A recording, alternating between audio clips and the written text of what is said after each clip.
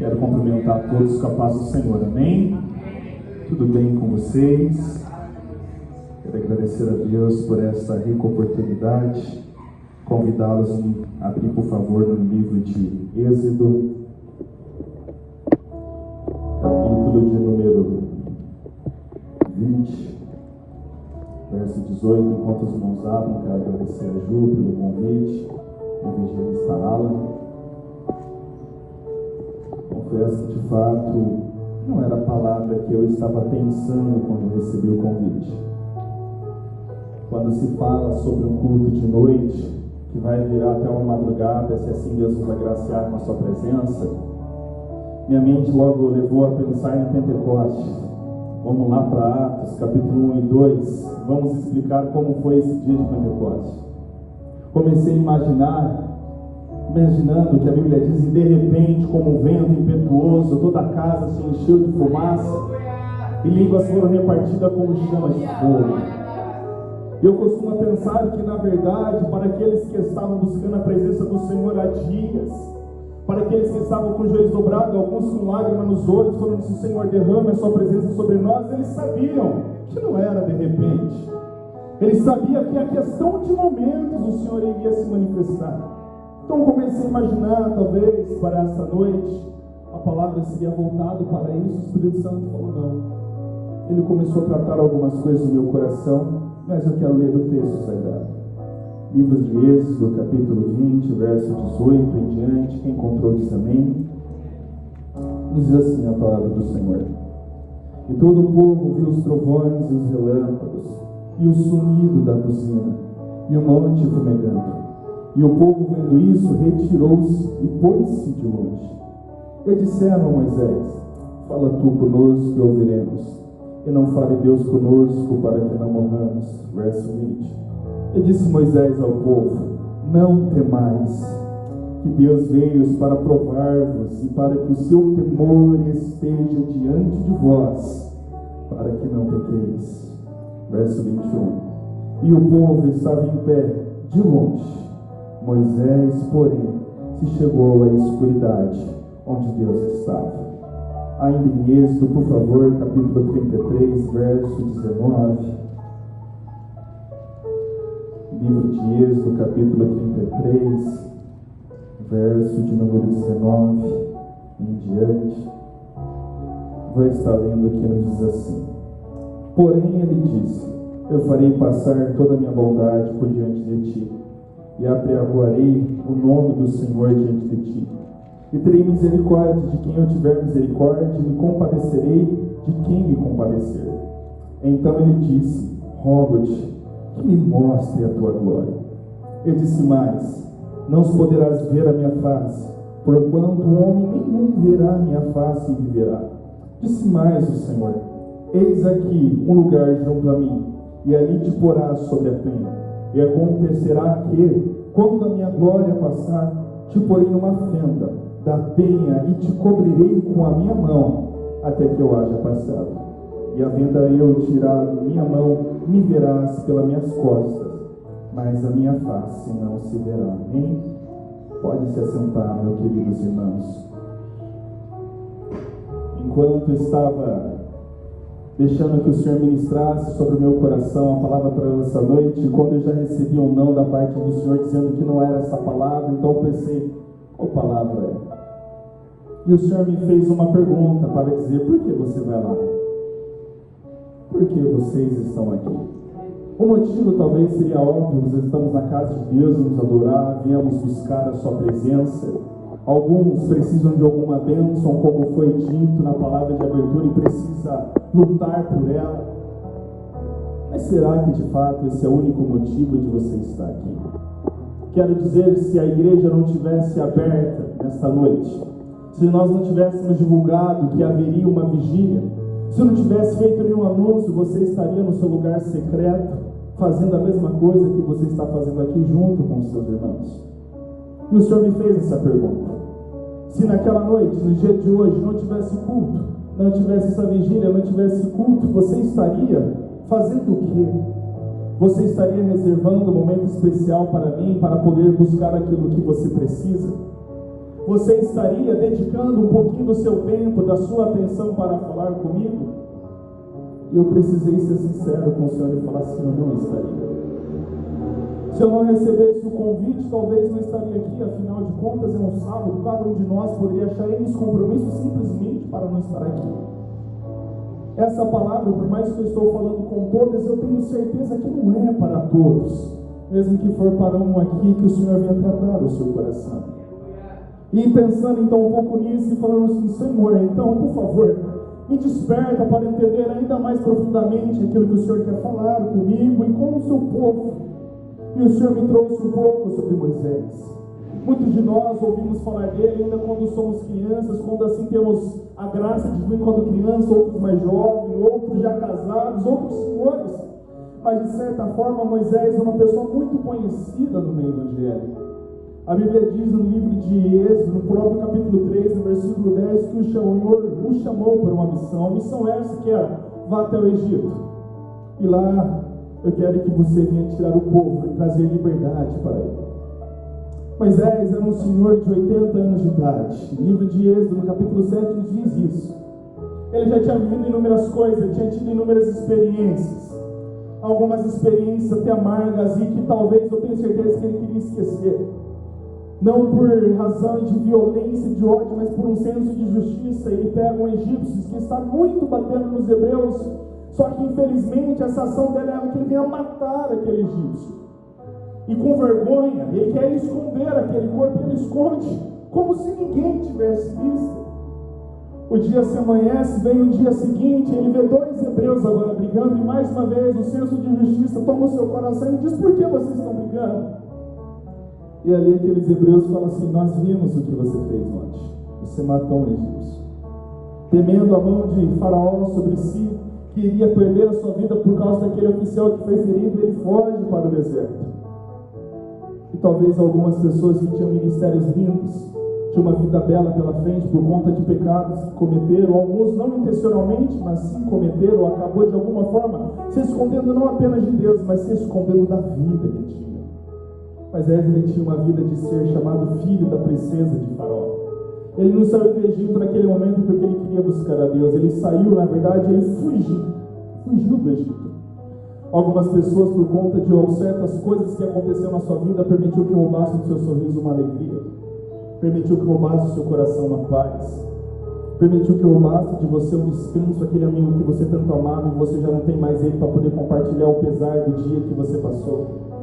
Não consegue mais ter aquele laço amigável que você tinha com seus pais devido a certas palavras ou até mesmo ações que eles fizeram. Não consegue mais se aproximar do seu líder de grupo para poder exercer um ministério, porque de alguma forma teve uma barreira por algum tipo de conversa ou pensamento, ou algo que você ouviu e você fugiu, se escondeu. Graças a Deus que o Senhor nos encontra no nosso esconderijo. Independente de onde você se esconda, meu querido irmão, minha querida irmã, Deus ele consegue te encontrar. Independente do buraco mais fundo que você se esconde dentro de si mesmo, ele consegue te encontrar. E o salmista, sabendo que ele estava preso, ele fez um clamor ao Senhor, dizendo: Senhor, tira minha alma da prisão. E o Senhor o encontrou e o resgatou, e Moisés está lá agora, apacentando as ovelhas do seu sogro Jetro. E um dia comum, um dia qualquer, um dia rotineiro, como eu e você saímos de segunda para trabalhar, já pensando: o Senhor nos dá graça para conseguirmos ir com a bênção e voltar com ela. Ele vê uma sarça que queima, que arde bastante, e aí nós sabemos que tem a chamada de Moisés. Sabemos os sinais e prodígios que ele foi usado por Deus através daquele povo para trazer libertação. E o povo, enfim, consegue fugir da mão de Faraó após a travessia do Mar Vermelho, pois o mar se fecha e todo o exército de Faraó com seus carros são destruídos. Há de conver comigo que o propósito que Deus fez para Moisés, pediu para Moisés, estava cumprido.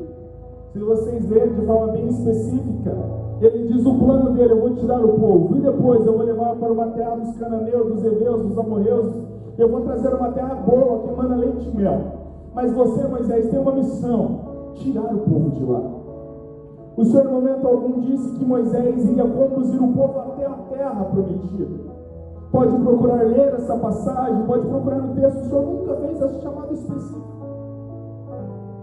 Mas ele cumpriu o projeto dele, fez a parte dele, assim como Noé construiu a arca, o dilúvio acabou, não serve mais a arca. E o que fazer agora? Algumas pessoas que buscam Deus e sua presença para ser uma ferramenta na mão dele. Há pessoas que invocam o nome do Senhor para ser usado com dons. Há pessoas que invocam o nome do Senhor para receber um revestimento, e tudo isso é necessário, mas não é o mais importante, porque um dia tudo isso não vai valer de nada. No céu não haverá mais enfermidade. E Moisés cumpre o seu propósito. E talvez seja um ótimo motivo para ele parar de buscar a presença de Deus como buscava. Seria um ótimo motivo para poder diminuir um pouquinho e viver a sua vida. O povo está liberto. Deus me pediu algo, eu entreguei, mais ou menos como se fosse Abraão. Deus me pediu Isaac, eu entreguei, ele me devolveu, agora está tudo certo, não preciso mais. Talvez ter a mesma intensidade. E com este pensamento o Senhor começou a trazer lembranças de coisas que eu fazia ainda na minha adolescência. Eu não tinha o conhecimento que eu tinha, eu não tinha a bagagem que eu tinha, mas eu tinha muito mais vontade do que eu tinha hoje para poder falar do amor de Deus para as pessoas. Eu só tinha uma bicicleta e no dia eu tinha que fazer 5 visitas. Saía da minha casa meio-dia e voltava às 6h30, tomava um banho e já vinha direto para o culto. Eu não conhecia a Bíblia como eu conheço hoje, ainda conheço muito pouco, mas comparado àquela época eu não conhecia nada. Eu não tinha pastores, uma equipe boa ao meu lado para poder me auxiliar. E o Senhor começou a fazer isso no meu coração. Onde está essa vontade?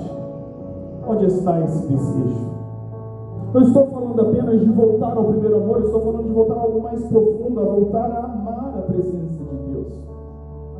E o que me chama a atenção na pessoa de Moisés, no capítulo de número 20, se vocês lerem aí um pouco, vai dizer que teve trovões, mas o povo quis falar com Deus e fala assim: Moisés, não queremos apenas que você fale com Deus, fale com Deus que nós também queremos falar com Ele. Ele disse que Moisés subiu ao monte e falou: olha, o povo quer vir falar contigo, que eu falo para o povo. Disse para eles se santificar, porque ao terceiro dia eles vão vir até mim.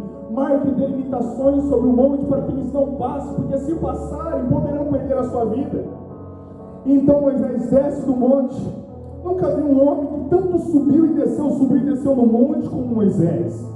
A Bíblia diz então que ele faz essa mensagem para o povo. Então chega o terceiro dia e Deus começa a manifestar a sua glória. O que era para ser um culto de poder, o que era para ser um momento de louvor, um momento de adoração, pois aquilo que eles queriam estava acontecendo, que foi que a glória de Deus fosse derramada mais. A Bíblia diz que o medo tremendo veio sobre eles ao ponto que ele falou assim: Moisés, que o Senhor fale com você e não nos fale a nós, para que nós não venhamos morrer e venhamos perecer. Só que Moisés, diferente daquele povo, ele não tinha medo da presença de Deus. No decorrer da história que nós lemos aqui no texto, no começo da sua chamada, ele nem quer ser usado por Deus. Ele nem aceita de primeiro ser ali um instrumento de Deus no meio do povo. E de certa forma ele também não conhece Deus de quando ele está ouvindo uma voz que fala com ele sabe que é o Senhor que fala com ele, mas não conhece o Senhor daquela voz. Mas os capítulos vão se seguindo, ele vai tendo experiência, ele vai tendo um momento de intimidade com Deus, e toda vez ele fala assim: Senhor, o que o Senhor quer que eu venha fazer? Senhor, o que você quer que eu venha falar para o povo? Senhor, qual é a direção que o Senhor quer que eu venha trilhar? E alguns de nós acabamos errando porque paramos de buscar a direção do Senhor até mesmo para coisas simples. Senhor, como eu te ofereço um culto nessa noite? O que o Senhor de fato quer?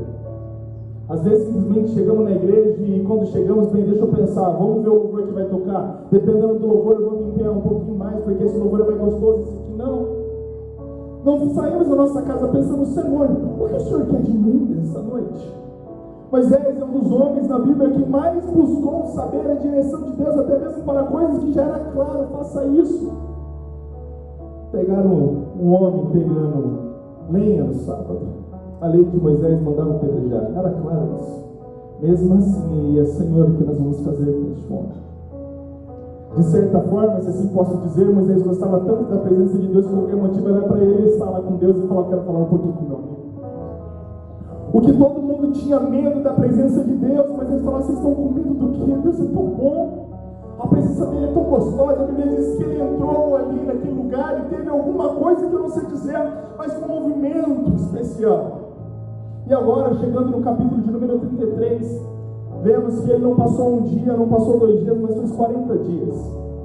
Mas qualquer ser humano, meus irmãos, que pensa, você está aqui nessa vigília, alguns dormiram aqui nessa noite, você não sabe se você vai conseguir de fato ficar os 3 dias sem comer ou sem beber, se vai conseguir dormir bem, acordar bem. Então talvez para Moisés foi apenas mais uma subida de tantas outras no monte.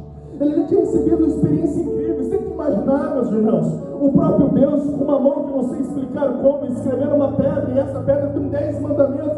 Ele presenciar esse tipo de coisa, e descer no povo e falou assim: aqui estão a lei de Deus para nós.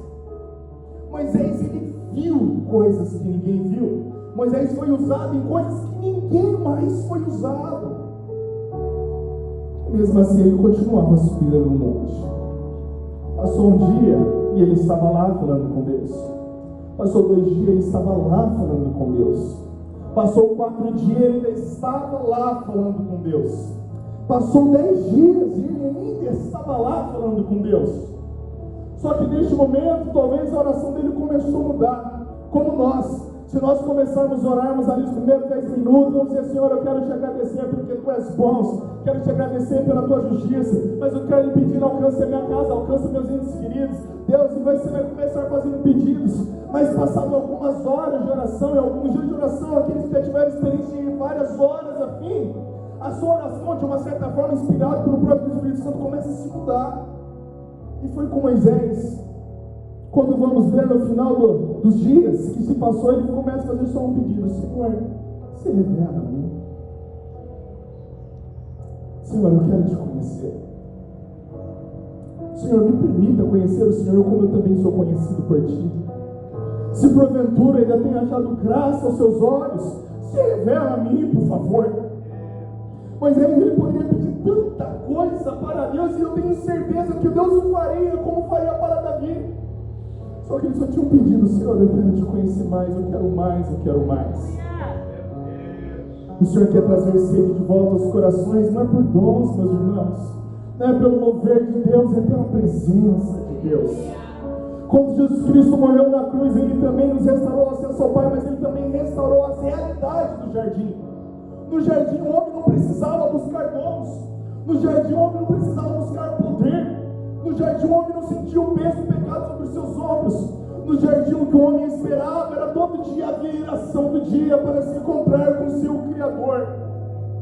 O desejo de Adão era falar com Deus. Moisés teve esse desejo durante anos e anos e anos, e cada dia que se passava só se aumentava. Como que é possível nós estarmos aqui? Alguns vão ficar até 2, 3 horas da manhã. Qual é a sua motivação real para estar aqui na tua noite? Vamos supor que Deus entregou um dom que você tanto buscou, e agora você vai embora para a tua casa. Só isso já é o suficiente. Você queria uma cura, pois bem, receba a tua cura, está curado, você vai embora para a tua casa, e já é o suficiente. Você queria que o seu filho viesse para a igreja, aleluia, Deus trouxe ele para a igreja, a salvação chegou no teu lar, amém, isso já é o suficiente. Para Moisés não. Não adianta toda a minha família estar servindo a Deus. Não adianta todo o povo estar servindo a Deus, se eu não te conhecer cada dia mais. De nada vai valer esses sinais e prodígios que o Senhor me usou para fazer, se eu não conhecer o Senhor.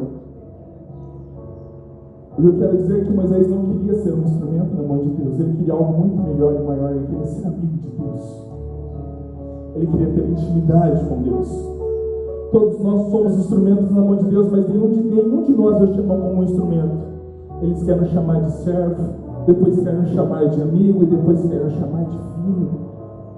Deus tem muito mais vontade de se relacionar conosco do que sermos canais de bênção na vida de outras pessoas. Ele espera isso de nós, mas isso é consequência de algo muito maior, algo muito mais sério. A Bíblia diz no livro de 1 Coríntios, capítulo 15, versículo 19: se vocês esperam que a morte de Cristo venha a ser somente para esta vida, somos os mais miseráveis de todos os homens. Infelizmente, pode ter alguns ou muitos que a morte de Cristo só faz sentido para esta vida presente. Uma vida que vai ter cheia de problemas, cheia de desafios. E cada dia a oração é: Senhor, abre uma porta de emprego. Senhor, alcance meu filho. Senhor, alcance meu marido. Senhor, envia mais missionários. Mas se você pudesse fazer apenas uma oração agora, só uma, qual você faria? Se você pudesse fazer apenas um pedido para Deus, qual você faria?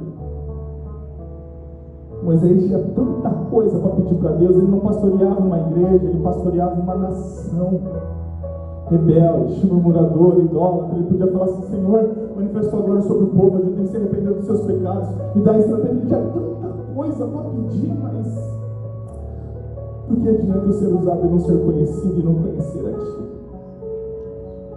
É um culto de vigília, vamos buscar a presença de Deus.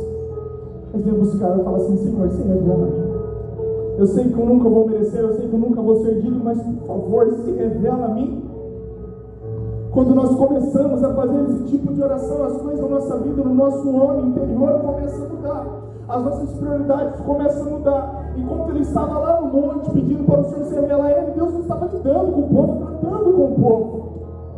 Muitas das vezes subimos para um lugar secreto com Deus, mas não é para ter um secreto entre nós, entre as nossas necessidades, Deus. Por palavras, Deus conhece muito mais os seus problemas do que propriamente sobre você.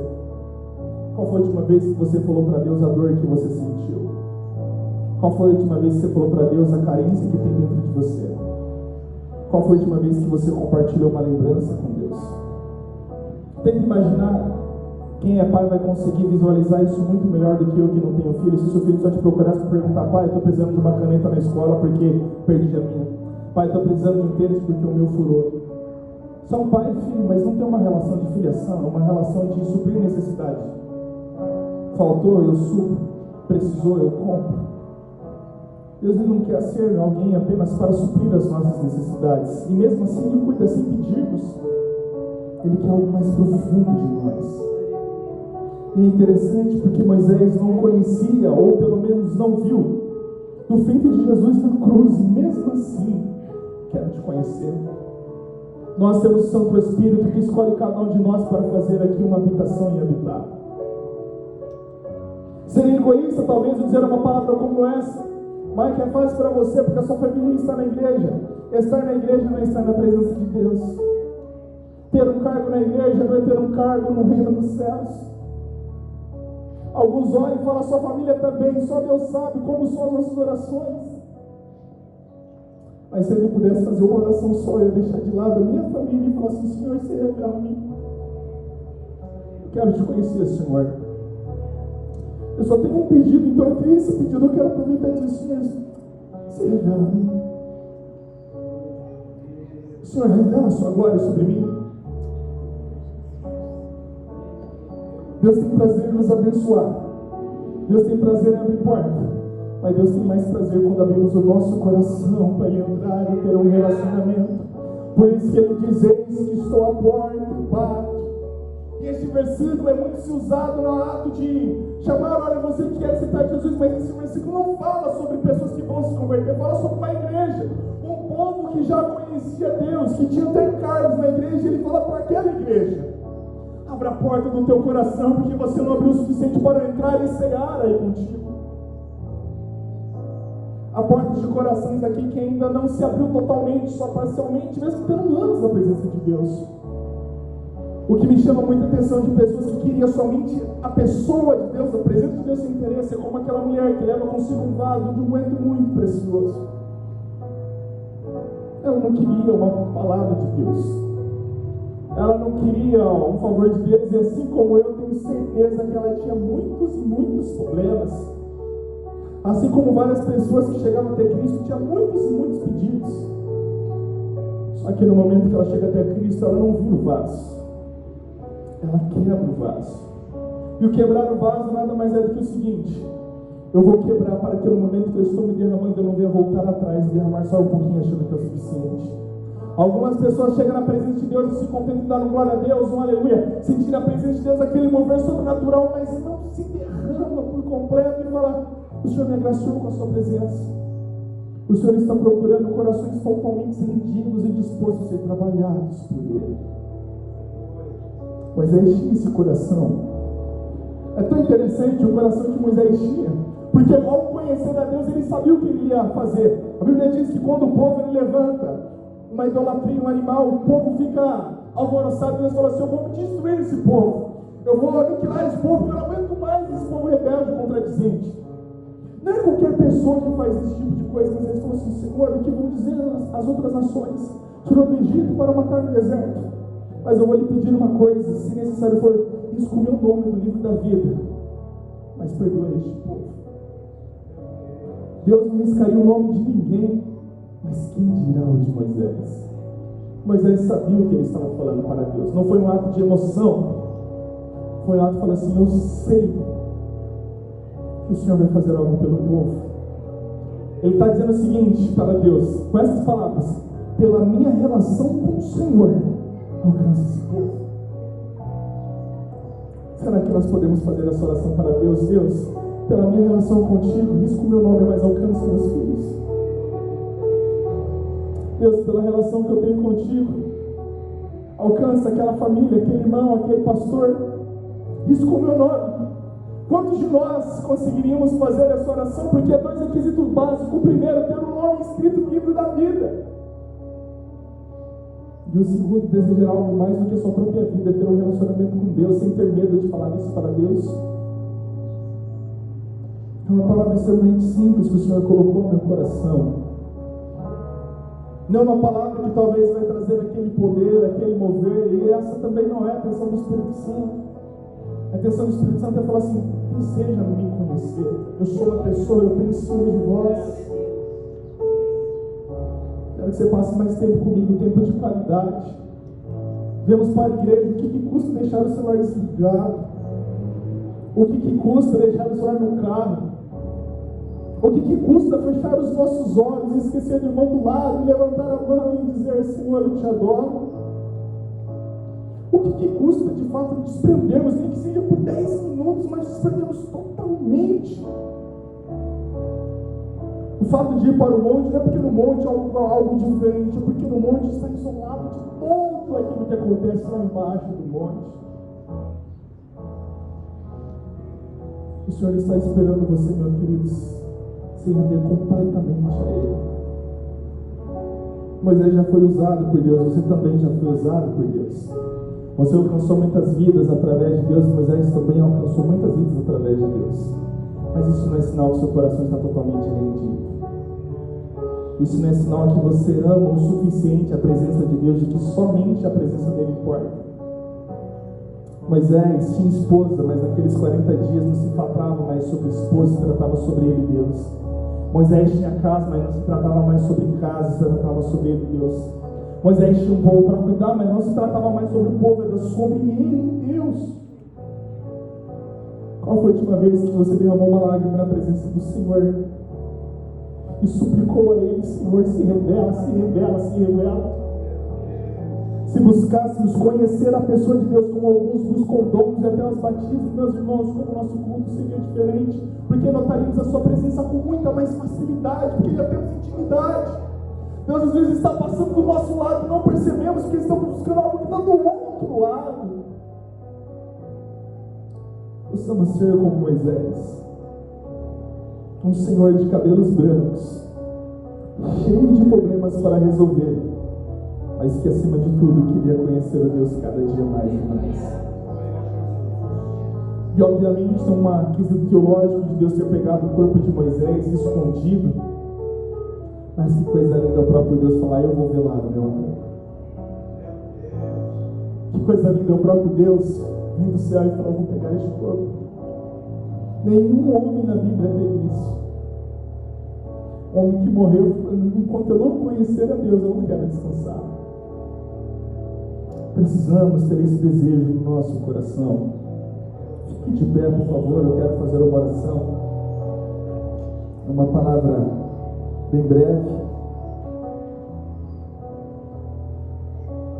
E eu quero voltar no começo e dizer o porquê de fato você está aqui. Esta é uma palavra para você falar: puxa, eu não vim aqui por causa de Deus, eu vim aqui por causa que eu tenho coisas que eu quero tratar com Deus e você ir embora. Não, muito pelo contrário. É por conta desta palavra que é para você continuar aqui e dizer: Senhor, eu quero refazer aqui a oração, eu quero dizer: Senhor, se revela a mim ainda mais, derrame sua presença ainda mais. Só a tua presença me satisfaz. Só a tua companhia me satisfaz. De nada adianta termos a santidade sobre nossos ombros se não amarmos o Deus da santidade. Nada adianta amar o poder se não ter o dono do poder sobre nossas vidas.